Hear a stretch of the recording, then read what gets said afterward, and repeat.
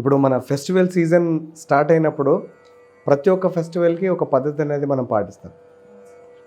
ఇప్పుడు వినాయక చవితి కానీ, లేదంటే దసరా కానీ, దీపావళి కానీ, అలా మనం ప్రతి ఒక్క పండగకి కూడా ఒక్కొక్క పూజా విధానం అనేది మనం ఫాలో అవ్వడం జరుగుతుంది జనరల్గా. ఇప్పుడు శివరాత్రికి జనరల్గా అందరు చేసేది ఏంటి? ఉపవాసం ఉంటారు. ఉపవాసం కాకుండా వాళ్ళు చేసే ఒక పూజా విధానం. ఇప్పుడు కొందరు ఏంటంటే ఇంట్లో శివలింగాన్ని ప్రతిష్ట చేసుకుని ఆ శివలింగానికి పూజ చేస్తుంటారు. మరికొందరు ప్రతి ఒక్క శివరాత్రికి మాత్రమే శివలింగాన్ని మన దేవుడి గుడి నుంచో లేకపోతే అల్మారి నుంచో తీసి, లేదంటే కొత్తగా ఒక లింగాన్ని కొనుక్కొచ్చి దానికి పూజ చేస్తారు. మరికొందరు పటాలకి చేస్తారు. పటాలంటే ఫోటోగ్రాఫ్స్కి. మీరు చేసే ప్రొసీజర్ ఏదైనా పర్వాలేదు, కంపల్సరీ శివలింగానికే చేయాలి, లేదంటే కంపల్సరీ దేవుడి యొక్క పటానికే చేయాలని చెప్పేసి ఎలాగా కూడా ఒక రూల్ అనేది ఏం లేదు. కానీ శివలింగానికి పూజ చేయటం అనేది చాలా బెటర్. ఎందుకంటే మనం శివలింగాన్ని దానికి మనం పాలాభిషేకం చేసినా, లేదంటే అర్చన చేసినా, కుంకుమార్చన చేసినా, ఎలాంటి రకమైన పూజ చేసినా, ఎలాంటి రకమైన అభిషేకం మనం చేసినా శివలింగాన్ని మనం తాకగలుగుతాం, తాకి దాన్ని పూజ చేయగలుగుతాం. ఈ పూజకి కూడా ఒక చాలా చిన్న ప్రాసెస్ అనేది నేను మీకు ఈరోజు మన ప్రేక్షకులకి ఈ వీడియో ద్వారా చెప్తాను. నేను ఉదాహరణకి మీ పూజ గదిలో శివుడి యొక్క ఫోటోగ్రాఫ్ ఉంది, ఒక పటం ఉంది. వాళ్ళు పూజ అక్కడే పెట్టేసి చేసేస్తారు. అలా కాకుండా ఈ సంవత్సరంలో కానీ, లేదంటే ప్రతి ఒక్క సంవత్సరం కూడా మీ లైఫ్లో మంచి జరగాలి, ఎలాంటి ఆరోగ్య సమస్యలు లేకుండా, మీ ఐశ్వర్యం కానీ, లేదంటే మీ ధనం కానీ, మీరు చేసే ఒక పనిలో ఒక సక్సెస్ కానీ రావాలి అంటే చాలా చిన్న ప్రాసెస్ మీరు ఫాలో అవుతే ఈ సంవత్సరం ఈ శివరాత్రితో పాటు మీకు చాలా అద్భుతాలు జరిగే ఒక అవకాశం ఉంది. మనం ఏ పండగకైనా ఫస్ట్ చేసేది ఏంటి? జనరల్గా ఇల్లు క్లీన్ చేయడం, బేసిక్ క్లీనింగ్ చేస్తాం. దీపావళికి మాత్రమే మనం డీప్ క్లీనింగ్ చేస్తాం. ఇల్లు అనేది క్లీన్ చేసుకుంటాం ఫస్ట్. రెండోది, ఒకవేళ మీది ఇండిపెండెంట్ హౌస్, లేదా మీరు ఒక ఊర్లో పల్లెటూరులో ఉన్నారంటే మీరు ఏం చేస్తారు? ఇల్లు అలుకుతారు. ఇల్లు అలకటం, లేదంటే బయట కళ్ళాపేసి ముగ్గు అది వేయటం. ఎందుకు ఇదంతా? ఈ కళ్ళాపు ఎప్పుడైతే మనం వేస్తామో, అంటే పేడ కానీ పెండ కానీ ఏదైతే మనం అంటామో, అది ఏంటంటే ఒక యాంటీబయాటిక్. అది ఇంటి లోపల వాళ్ళకి, ఇంటిలో ఉన్న వ్యక్తులకి కూడా ఎలాంటి నెగిటివ్ ఎనర్జీ మీద పడకుండా దాన్ని మనం ఊళ్ళో పల్లెటూరులో యూజ్ చేస్తాం దాన్ని. అదేవిధంగా మన ఇంట్లో పూజ గదిలో కుదిరితే పేడ దొరకడం పెద్ద సమస్య కాదు. సిటీ లైఫ్లో ఉన్నా కానీ పేడ అనేది మీకు ఎక్కడో అక్కడ దొరుకుతుంది. సరే, బయట అలిగినంత అలకలేరేమో, పర్లేదు, కొంచెం పేడ తెచ్చుకోండి, ఇబ్బంది లేదు. చిన్న మగ్గులో కలపండి. ఆ పేడ నీళ్ళతోని ఆ దేవుడి గుడిలో చక్కగా అల్లుకోండి. వాసన వస్తుంది అనుకుంటారేమో, కానీ ఆ వాసన చాలా మంచిది. ఆ వాసన చాలా మంచిది. అలాంటి వాసన ఇంట్లో ఉండడం కూడా చాలా మంచిది. పోతాయి. ఆవు పేడ ట్రై చేయండి కుదిరితే. దొరకట్లేదా? వర్స్ట్ కేసులో బర్రె పేడ అయినా తీసుకురండి, పర్లేదు. పేడ అనేది ఏదైనా ఒకటి, కానీ ఆవు పేడ, గోమాత అనేది తెచ్చుకోండి, చిన్నది తెచ్చుకోండి, అలకండి. దేవుడి గుడిలో మంచిగా అలకండి కింద నేల మీద. ఈ అలికిన ఒక స్థలంలో మనం ఏం చేస్తామంటే, ఫస్ట్ ఆఫ్ ఆల్ అలకం. Costly marble, Italian marble, white marble, ఈ ఆలోచనలు ఉంటాయి మన మైండ్లో. పేడ అది కడిగితే పోతుంది, పెద్ద సమస్య ఏం కాదు. పేడతో చక్కగా అలికిన తర్వాత రంగోలీ అంటారు, అంటే ముగ్గు వెయ్యందే ఏ దేవతలు కూడా ప్రసన్నం అవ్వరు. ముగ్గు అనేది కంపల్సరీగా వెయ్యాలి. మనం చేసే ఒక హోమం కానీ, లేదంటే సత్యనారాయణ స్వామి కథ కానీ, మన ఇంట్లో ఎలాంటి పూజలు జరిగినా మీరు చూస్తే పూజారులు ఒక ముగ్గు అనేది వేస్తారు. రకరకాల ముగ్గులు ఉన్నాయి. కొందరు ఏంటంటే దాన్ని శ్రీ యంత్రాన్ని వేస్తారు, రంగురంగుల ముగ్గులతో. కొందరు కుబేర యంత్రాన్ని వేస్తారు. కొందరు ఈ శ్రీ యంత్రాల్లోనే చాలా రకాలు ఉన్నాయి. కొందరు వాళ్ళు చేసే ఒక పూజ ఒక యంత్రాలని వేస్తారు. ఉదాహరణకి రాహు యంత్రం కానీ, లేదంటే మన కేతు యంత్రం కానీ, లేదంటే వినాయక పూజ అంటే గణపతి పూజ చేస్తే గణపతికి సంబంధించిన ఒక యంత్రం కానీ. సో ఇలా ముగ్గులు వేయటం అనేది మన ఆనవాయితీ. సో ముగ్గు వేయాలి. ముగ్గు వేసిన దాని మీద మీరు శివరాత్రికి అంటే శివుడికి బాగా ఇష్టమని కొన్ని ఉన్నాయి. బెలవపత్రాలని, జిల్లేడాకులు అని చెప్పేసి, జిల్లేడాకులు ఉంటాయి కొంచెం, దాంట్లో విషయం అది ఉంటుంది.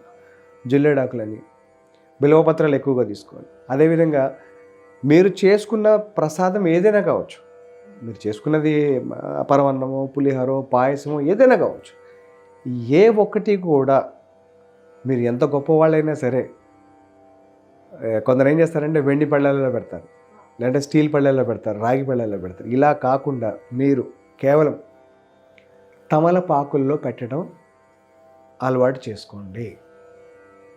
ఏ ఒక్క దేవతలైనా సరే, ఏ ఒక్క దేవుడైనా సరే, వాళ్ళు బాగా ఇంప్రెస్ అయ్యేది, బాగా ప్రసన్నం అయ్యేది ఎక్కడ అంటే మనం వాళ్ళని ట్రీట్ చేసే ఏదైతే ఒక విధానం ఉంటుందో ఆ విధానంతో. బంగారం పళ్ళెల్లోనో లేదా వెండి పళ్ళెల్లో పెడితేనే దేవుడు ప్రసాదం ఆహ్వానిస్తాడు, లేదంటే పేపర్లో పెడితే, లేదంటే స్టీల్ పళ్ళెల్లో పెడితే దేవుడు ఆహ్వానించడం చెప్పి అట్లా ఏం లేదు. సో మనం పెట్టే విధానం ఏంటంటే శాస్త్రం ప్రకారంగా మనకి చెప్పింది ఏంటి అంటే దేవుడి యొక్క పూజా విధానం, ఏ దేవుడైనా సరే ఎస్పెషల్లీ శివుడికి పూజ చేసినప్పుడు ఖచ్చితంగా కళ్ళాపు అనేది ఉండాలి. కళ్ళాపు మీద రంగోలి అంటే ముగ్గు అనేది ఖచ్చితంగా ఉండాలి. ఆ ముగ్గు మీద మీరు శివలింగాన్ని ప్రతిష్ఠ చేసుకోవాలి.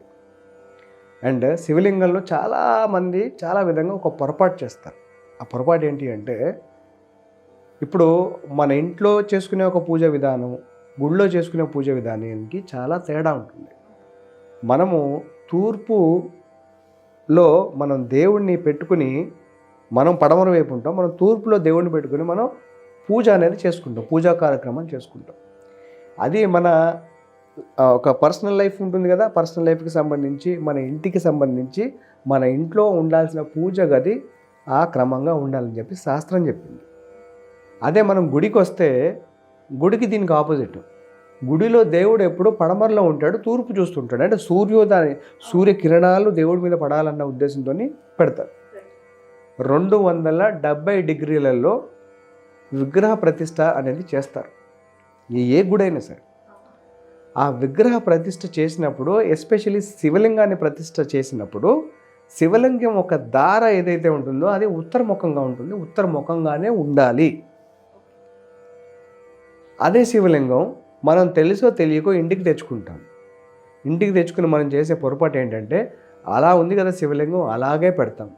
కానీ ఇక్కడ ప్రతి ఒక్క ప్రేక్షకులు, శివభక్తులు, పూజ చేసి ప్రతి ఒక్క భక్తులు కూడా అర్థం చేసుకోవాల్సింది, గమనించుకోవాల్సింది ఏంటి అంటే, ఇలా ఉన్న శివలింగం మీరు ఇంటికి తీసుకెళ్ళి ఇలా పెట్టినప్పుడు అది దక్షిణ దార అవుతుంది.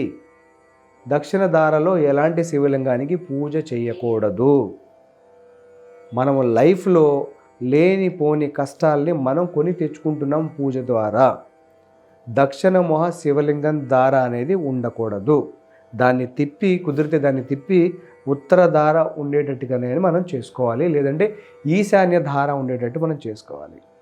మనం ఏది పెట్టినా, నైవేద్యం పెట్టుకున్నా, దీపం పెట్టుకున్నా, లేదంటే కొందరు మన పసుపు కానీ లేదంటే గంధంతో గౌరమ్మని చేస్తారు, గౌరమ్మని కానీ ఏది చేసుకున్నా తమలపాకులో సమర్పించుకోవటం అలవాటు చేసుకోండి. దీపం పెట్టినా దీపం కింద తమలపాకు ఉండాలి. మీరు పెట్టే ప్రసాదం ఇంతైనా పర్వాలేదు, లేదు ఇంకా ఎక్కువ పెట్టాలనుకుంటున్నారు, ఒక 4-5 తమలపాకులు ఒక విస్తరాకలాగా దాన్ని ఒక ప్లేట్ లాగా చేయండి, ఒక 5-6 వెరైటీలు పెట్టండి దాంట్లో. కానీ ఈ ప్లేట్లో కన్నా, సిల్వర్ ప్లేట్లో కన్నా ఇలా తమలపాకులో మనం దేవుడికి ఇవ్వడం అనేది చాలా ఉత్తమం. సో మీరు ఇందాక అడిగిన క్వశ్చన్ ఏంటంటే ఏ దిశలో చేసుకోవచ్చు అండి అని అడిగారు. శివుడికి బాగా ఇష్టమైన ఒక దిశ ఈశాన్యం అండి. ఈశాన్యంలో ఒక కాస్మిక్ ఎనర్జీ అనేది ఉంటుంది. మీ ఇంట్లో ఇంట్లో ఒక నార్త్ ఈస్ట్ కార్నర్లో మీరు పూజ అనేది చేసుకోవడానికి ప్రయత్నించవచ్చు. లేదు మీ పూజ గది అక్కడ లేదు, పర్వాలేదు, ఒక్కరోజే కదా మీరు శివరాత్రి పూజ చేసేది, సంవత్సరానికి ఒక్కసారి. మీకు వీలైనంత వరకు అక్కడ సోఫానో టీవీ ఏది ఉంటుంది పక్కకి జరపండి, చక్కగా ఒక పేడతో అలకండి దాన్ని శుభ్రంగా, దాని మీద ఒక ముగ్గు వేయండి, మంచిగా కలర్ఫుల్ ముగ్గు వేయండి. దాని తర్వాత మీ పూజా విధానం ఏదైతే ఉంటుందో అది చేసుకోండి. లేదు మా ఇంట్లో శివలింగం లేదు, మేము శివలింగంకి పూజ చేయము, మేము పటానికి పూజ చేస్తామంటే నో ప్రాబ్లం, పటానికైనా పూజ చేయండి, అది మీ ఇష్టం. కానీ మీరు పెట్టేది ఏదైనా సరే, దీపమైనా, ధూపమైనా, లేదంటే ఒక మన ప్రసాదమైనా సరే, ఏదైనా సరే తమలపాకులో పెట్టడానికి ప్రయత్నించండి. తమలపాకులో పెట్టిన తర్వాత ఎండిపోయిందండి, ఇది పడేయచ్చా, తినచ్చా అని చెప్పి ఇలాంటి సందేహాలు కూడా కామెంట్లో వస్తాయంటాయి. మీరు ఖచ్చితంగా మీరు ప్రసాదం తినండి. మనం ఏదైతే ఆఫర్ చేసామో దేవుడికి తినండి, మీరు ప్రసాదం తీసుకోండి. ఇంటిల్లిపాది కొంచెం కొంచెం ప్రసాదం తినండి, పర్వాలేదు. లేదంటారా ఆ ప్రసాదాన్ని తీసుకు మీకు ఉన్న మిగతా ఏదైతే వండుకుని చేసుకుని పెట్టుకున్నారో గిన్నెలో వేసి మిక్స్ చేయండి, మిగతా వాళ్ళు కూడా పంచండి. సో ఆ విధంగా మనము ఈ శివరాత్రి రోజు పూజ అనేది చేసుకుంటే, ఎక్కువగా ఈశాన్యం కానీ తూర్పు కానీ ఉత్తరం కానీ మనం ఈ పూజ అనేది చేసుకుంటే, ఆ దాన అనేది దక్షిణ దాన లేకుండా ఉండి మనం ఈ విధంగా పూజ అనేది చేసుకుంటే కనుక లైఫ్లో చాలా అద్భుతాలు జరుగుతాయి. ఆరోగ్య సమస్యలు అనేవి తీరుతాయి, ఆర్థిక సమస్యలు అనేవి తీరుతాయి, మీకు లైఫ్లో సక్సెస్ వస్తుంది, మీరు ఉన్నత స్థాయికి వెళ్ళే ఒక అవకాశాలు ఉంటాయి. ఇన్ కేసు మీరు రాజకీయంలో ఉంటే కనుక మీకు రాజకీయంలో కూడా మంచి సక్సెస్ పొందే ఒక అవకాశం ఉంది. ఈ పద్ధతి ఏదైతే ఇది చాలా చిన్న పద్ధతి, పెద్ద పద్ధతి ఏం కాదు. ఇంకా డెకరేషన్ అంటారా, డెకరేషన్ కానీ ఇంకా మిగతా అంటారా, అవి మీ ఇష్టం. కానీ మన శాస్త్ర ప్రకారంగా మనం చేసుకోక పూజ, మనకు కావాల్సిన నిత్య అవసరాలు ఏవైతే ఉంటాయో, నిత్య వస్తువులు ఏవైతే ఉంటాయో వాటి గురించే నేను ప్రత్యేకంగా ఈ వీడియోలో చెప్పడం జరిగింది. ఖచ్చితంగా ఇలాంటివి చేసుకోండి, మంచి మంచి రిజల్ట్స్ మీ లైఫ్లో మీరు పొందే అవకాశం ఉంది.